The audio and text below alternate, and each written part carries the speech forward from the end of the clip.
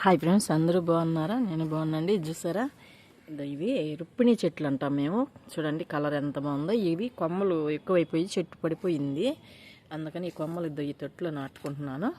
చూస్తున్నారా, చూడండి ఇట్లా నాటుకుంటే చాలు బతికిపోతాయి. ఇదండి,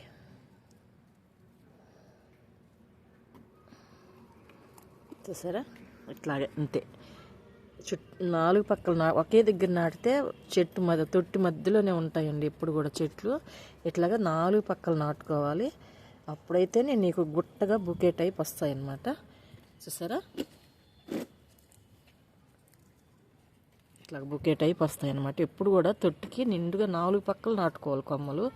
ఒకే దగ్గర ఒకే కొమ్మ నాటితే ఇలాగే ఉంటుంది. ఎందుకండి, ఇది ఇంకొక కొమ్మ, ఈ చెట్టు అన్నమాట ఇప్పుడు నేను వేసేది. చూడండి, ఇది అన్నమాట. చాలా బాగుంటుంది కలరు, మంచి రోజ్ కలరు. ఇదండి, ఇలాగా నాలుగు పక్కలు నాటుకోవాలి, అప్పుడైతేనే నీకు చూస్తానికి బాగుంటుంది. చూసారా, వానలు పడుతున్నాయి కదా, బాగా బతికిపోతాయి. చూసారండి, చూడండి ఎంత బాగుందో. చూడండి కలరు చాలా బాగుంది కదా. ఈ వీడియో మీకు నచ్చినట్టయితే లైక్ చేయండి, షేర్ చేయండి, సబ్స్క్రైబ్ చేయండి. ఉంటాను. ఇప్పుడు వాటర్ పోద్దాము.